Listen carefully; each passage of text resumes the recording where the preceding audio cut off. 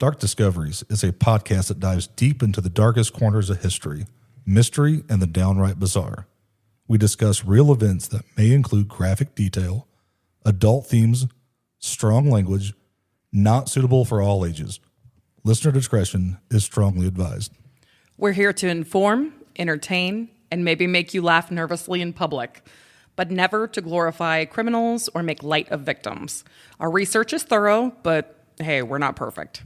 We don't claim to be historians, so if we get something slightly off, blame Dustin. All opinions are our own, and sometimes even those are questionable.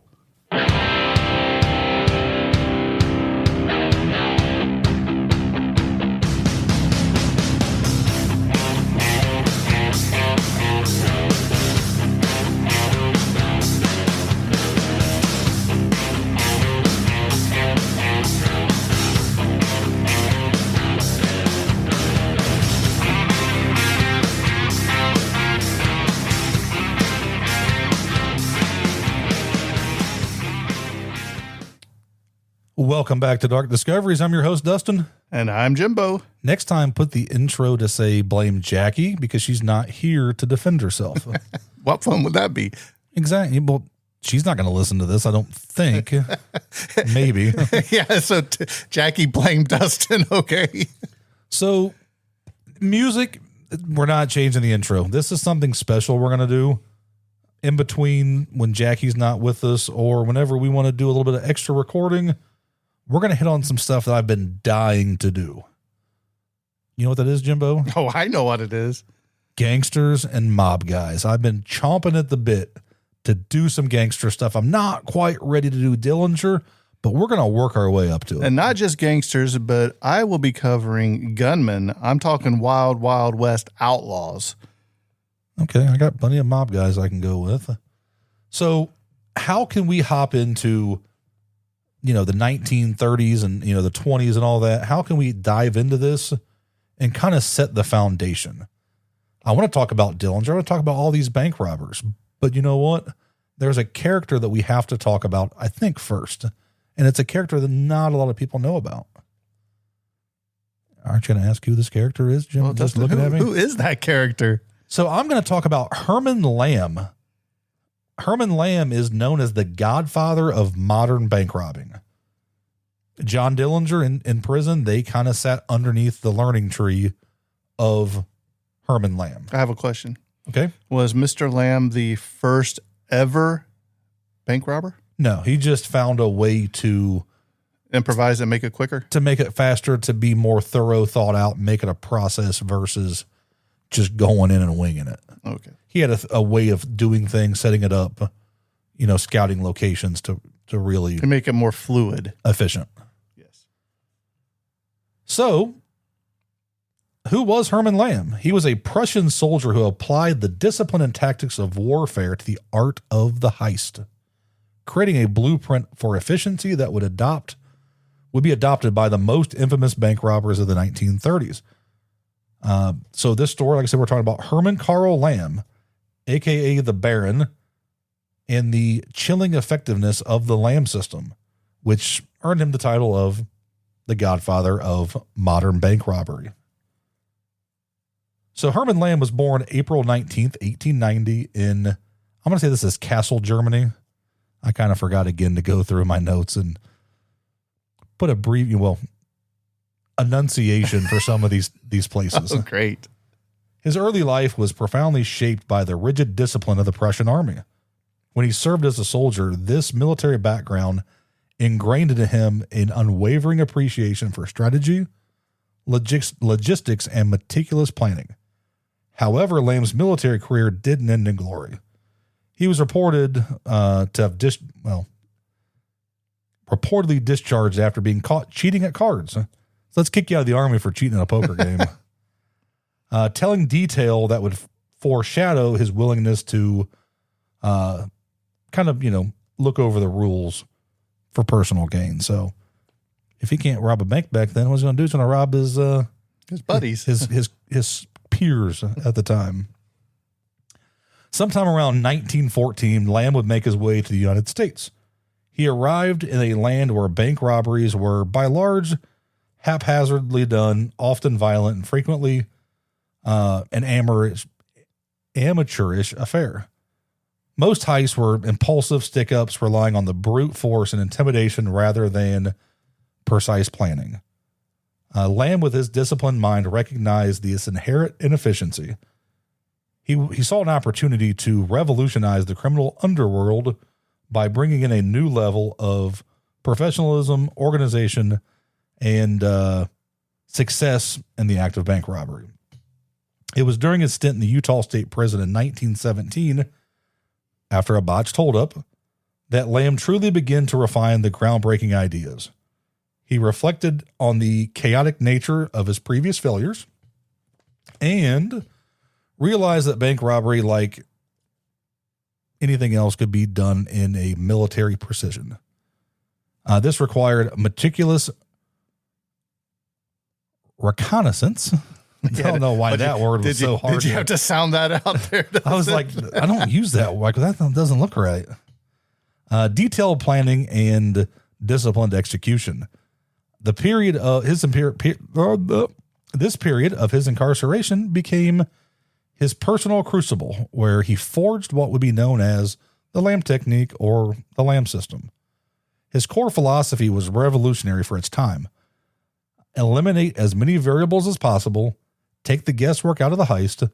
He didn't invent the bank robbery, but he transformed it from a chaotic art to like I said, a scientific, almost predictable operation. So you go in, you're doing the same thing every time.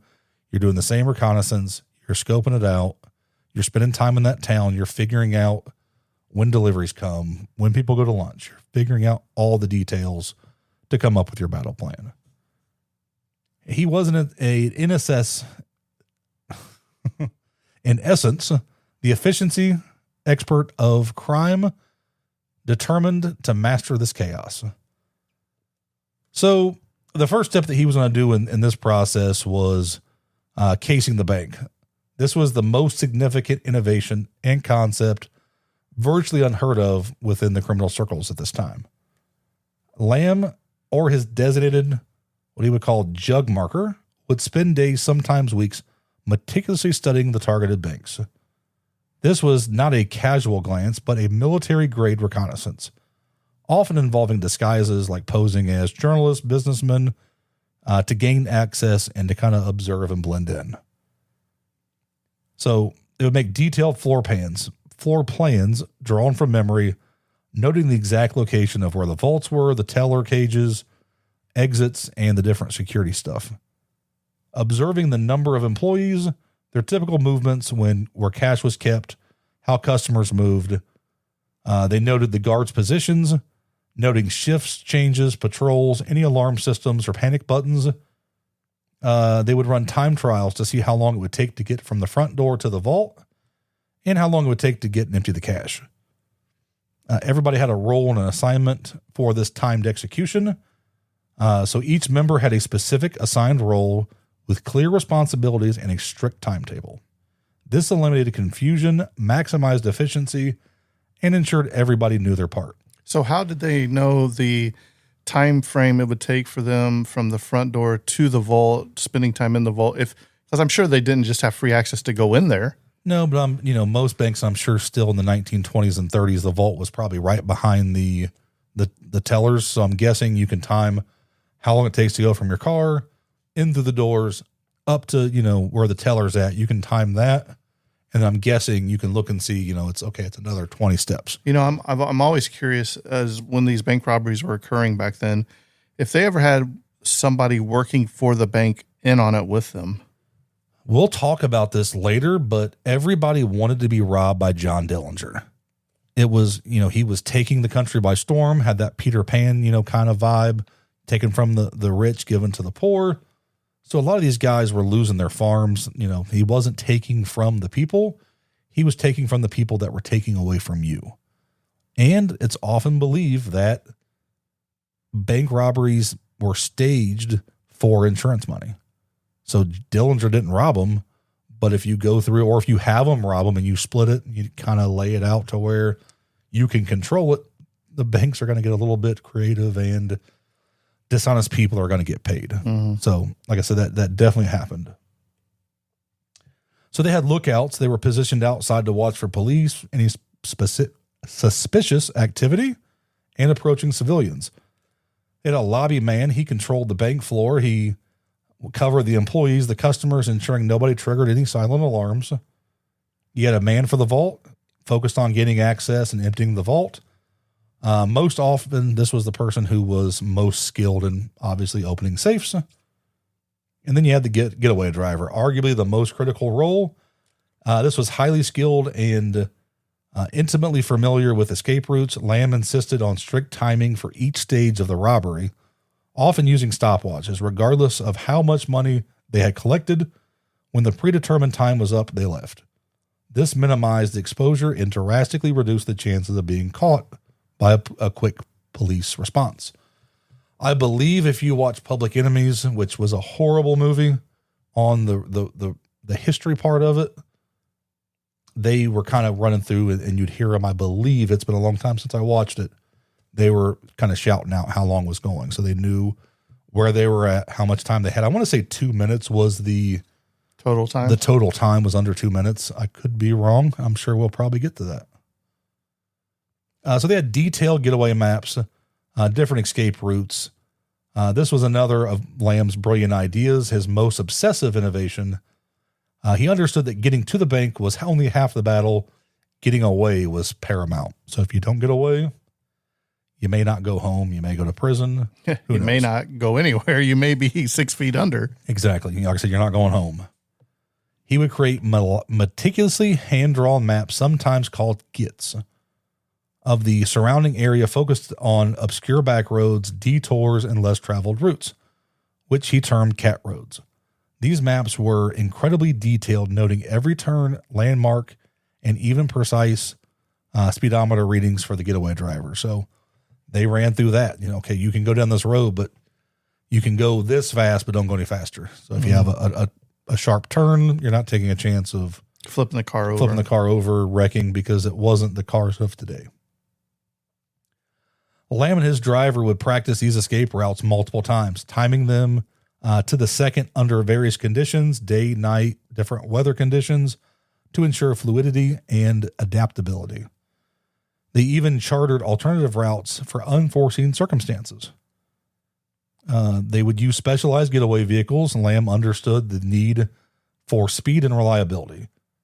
He preferred nondescript, high-powered cars, often customized sedans with powerful engines that wouldn't draw immediate attention, but could easily outrun the police cars of the era. He would recruit drivers with racing experience or strong, calm driving skills, like Walter Dietrich, who became one of his most trusted wheelmen. Don't know if I've got one ready for Dietrich, but I feel like we're going to talk about him again. Maybe not. Could be a different Dietrich, and I'm just confusing myself in my head because there's just a lot of... No, you wouldn't do that. You don't want to get in the brains of Dustin, because it's pretty... or the lack of brains in Dustin. It's pretty scary at times because there's a lot of things going on. If you've ever watched It's Always Sunny in Philadelphia, think about Charlie in the mailroom with all the strings and the pictures on the wall trying to figure out the system. Using his precise system, Lamm and his game conducted dozens of successful bank robberies throughout the 1920s, amassing over $1 million for the time. I didn't do any inflation on that one, but I'm going to say that was probably going to be 4 or 5, 6 times, if not more, in today's money. They were considered the most efficient gang of the era, leaving behind bewildered law enforcement officers in their wake. Lamm was a quasi-mythical figure in the underworld, a ghost who orchestrated perfect, almost bloodless heists, at least initially. While Herman Lamm himself met his end in 1930, his influence profoundly shaped the criminal landscape of the 1930s. His method practically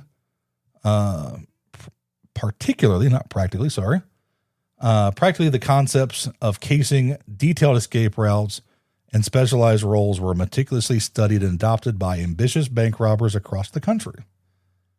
The Lamm system became informal curriculum for the criminals in the underworld. And perhaps nobody learned more from these lessons or applied them with a more devastating effect than the man who would become the most notorious bank robber, in my opinion, of all times, and leader of the, I don't even want to say the leader, but just John Dillinger. I don't know. He didn't really care for being referred to as the Dillinger Gang. So the prison itself would be where this was learned. So Dillinger got into a little bit of trouble. We won't go real deep into it, but that's where he started to learn the system when he was incarcerated at the Indiana State Prison in Michigan City, Indiana, in 1924. He went in there, and his formal learning on bank robbing would begin. He listened intently to the older, seasoned criminals who had either worked directly with Lamm or learned from those who had. Key among Lamm's direct and indirect students influenced Dillinger were Harry Pierpont, which we'll talk about him as well. Perhaps the most significant student of Lamm's system that kind of took Dillinger underneath his wing to teach him the ropes. Pierpont was, or Pierpont, however you want to say it, I always say names wrong, was cunning, ruthless, and highly intelligent bank robber who had learned Lamm's methods inside and out. He was Dillinger's primary mentor in Michigan City. The younger, more impressionable Dillinger was under his wing. Pierpont meticulously taught Dillinger the intricacies of casing, timing, escape route planning. I know they would go as far as staging gas cans along escape routes. They thought of everything. So if something happens, I don't know, wouldn't think a fuel tank would get shot back then, but you could shoot the tank out, leak, or you have to go a different way. So you have at least a place to refuel without stopping somewhere and people seeing you.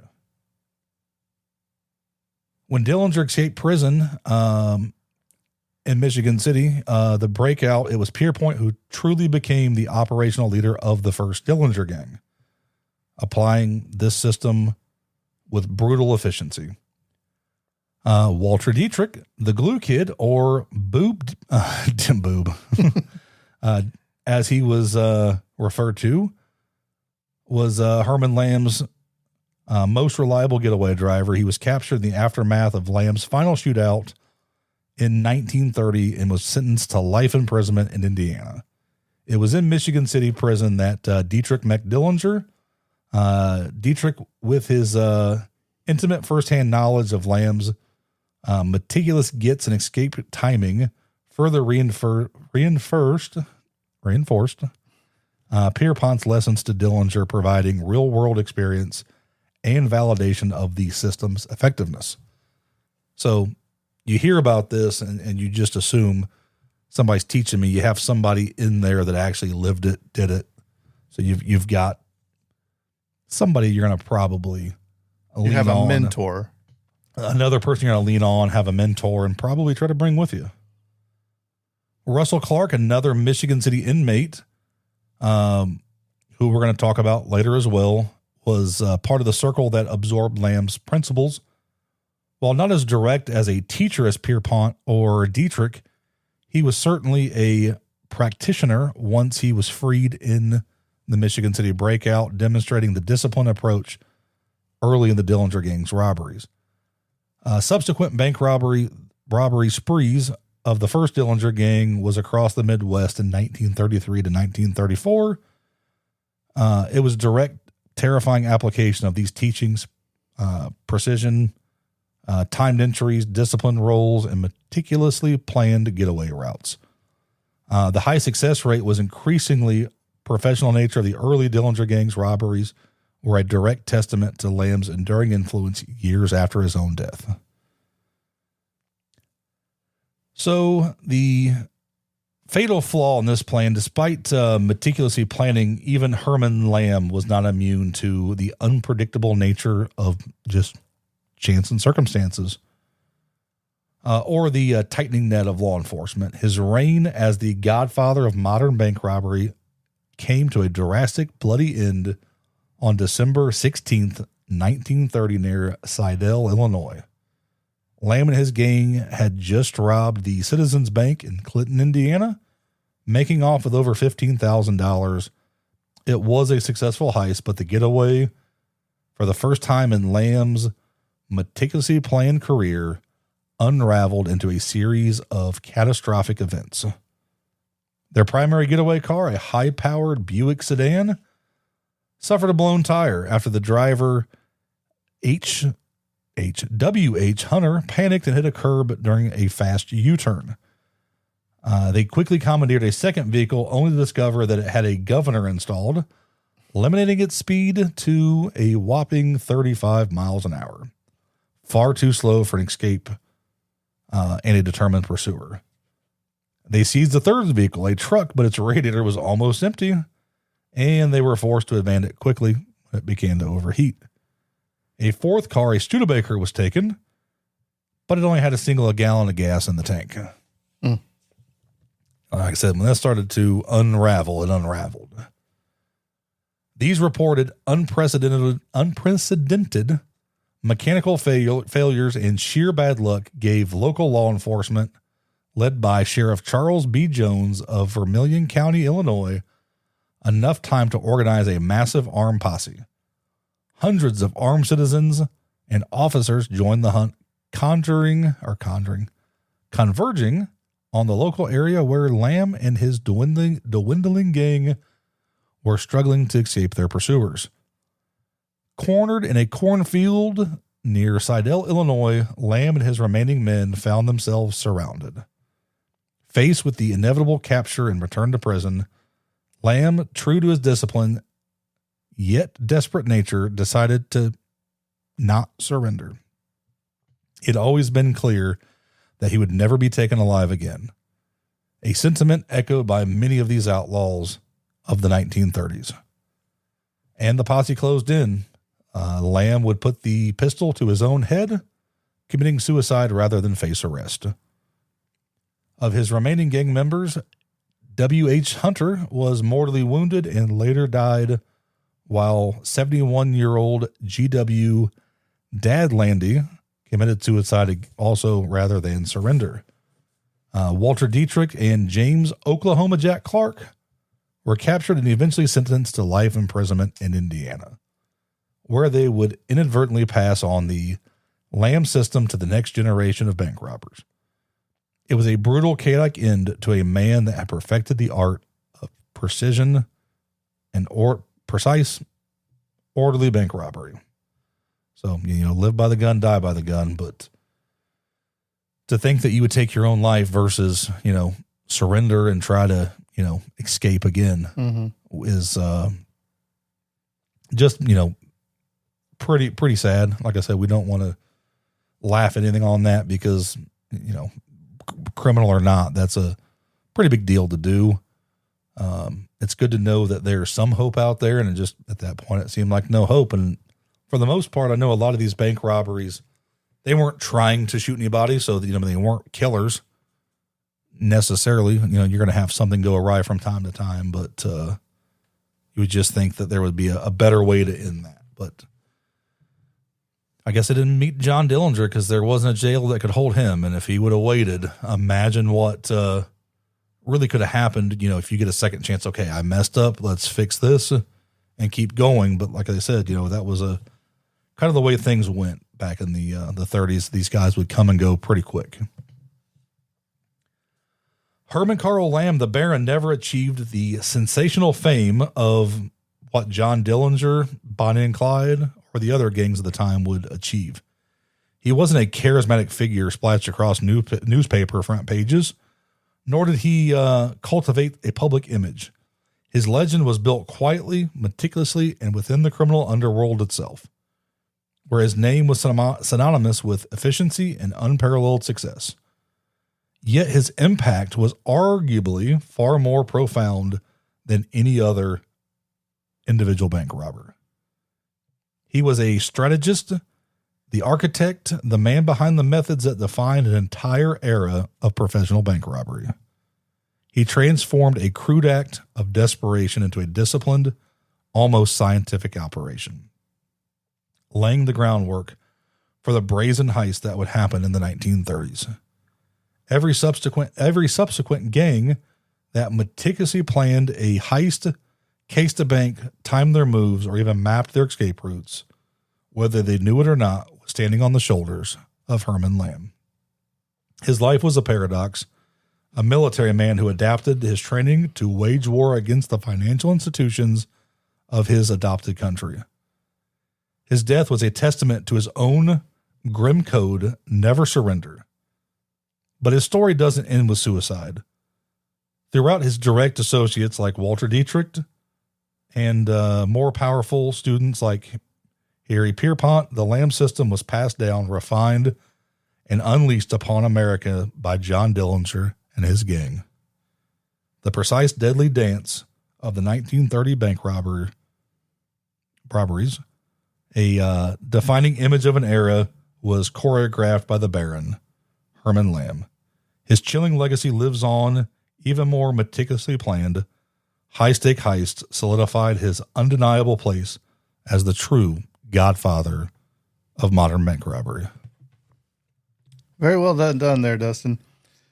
So one thing we have to remember as Dustin and I are doing these episodes is Dustin's mafia mobsters are more in the 20s, 30s, and 40s, where record keeping was further along than some of the people I'm going to talk about.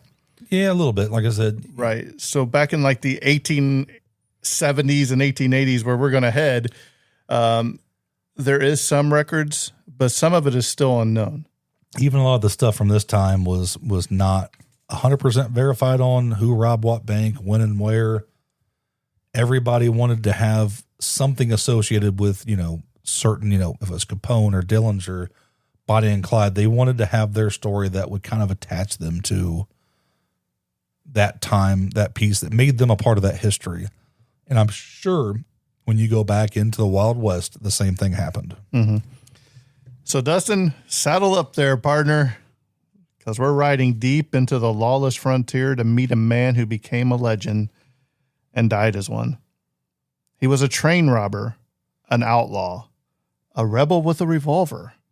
Oh, so he had a cause. This is the story of Bill Doolin, the charismatic leader of the Wild Bunch Gang, a man who helped redefine outlaw life in the waning days of the Old West.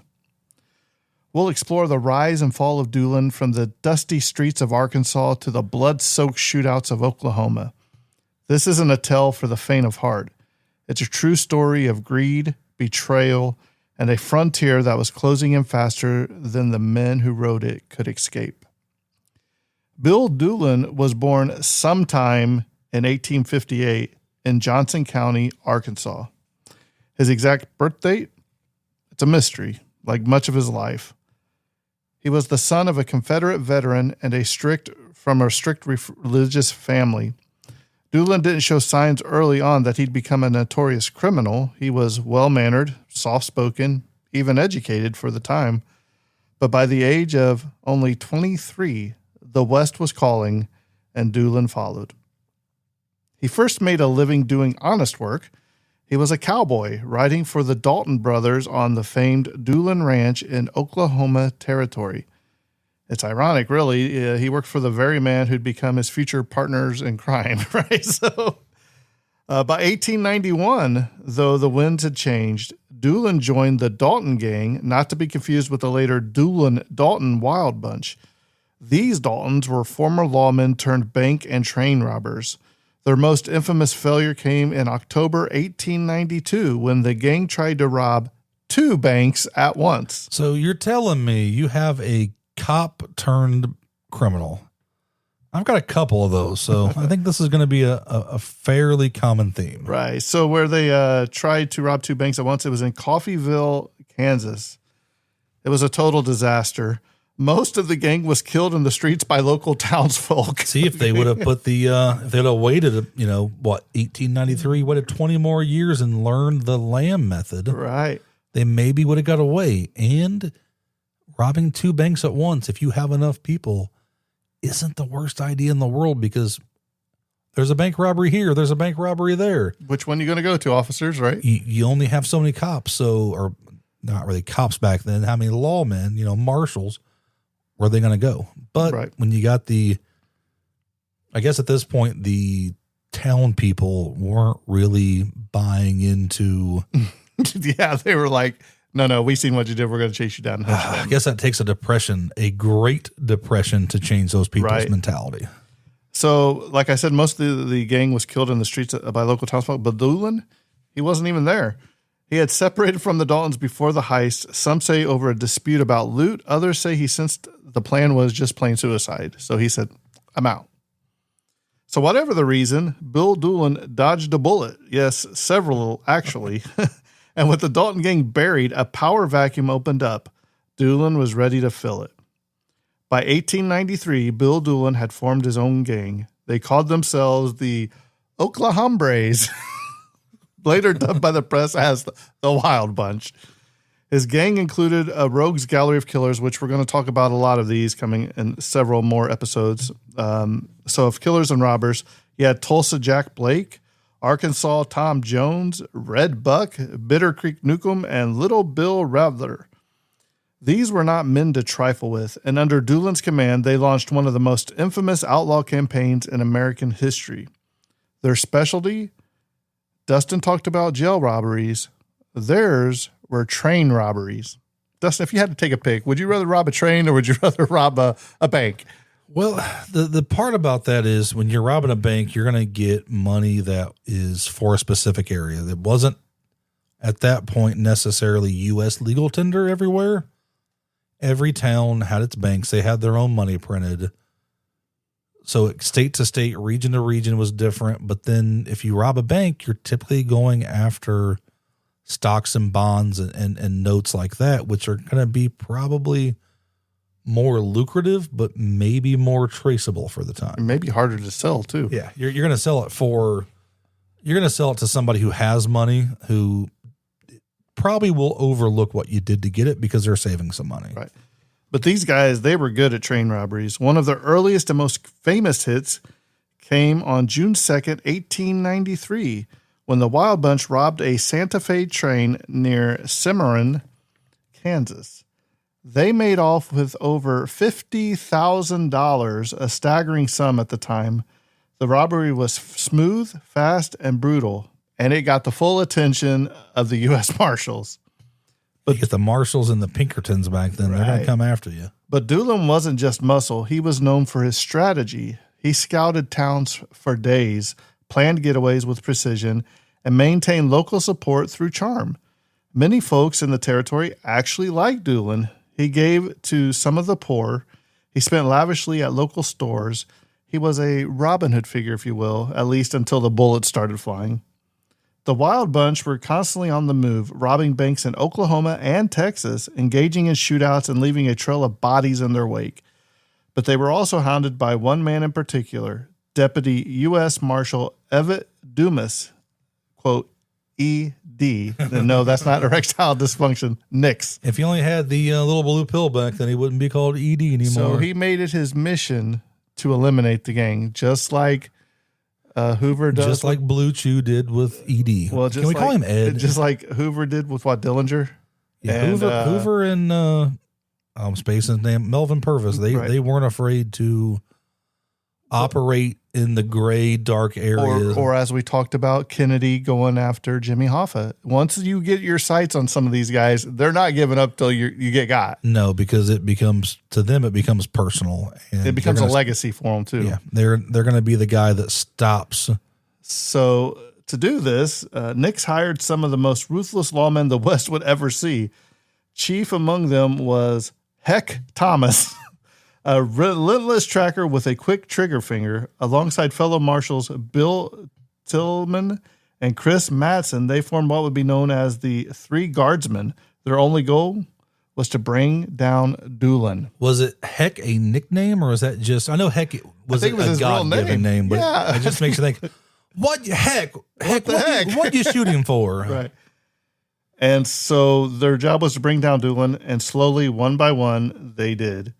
In April 1895, gang member Tulsa Jack was gunned down near Dover, Oklahoma. In June, Dynamite Dick Clifton was caught.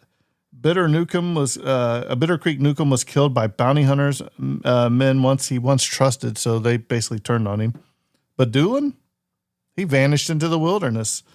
In 1895, he was badly wounded in a gunfight at Ingalls, Oklahoma, where the Wild Bunch squared off with a posse in a small town shootout that left 9 men dead. Despite his injuries, Doolin escaped. For a time, he lay low. He found shelter in the outskirts of Eureka Springs, Arkansas.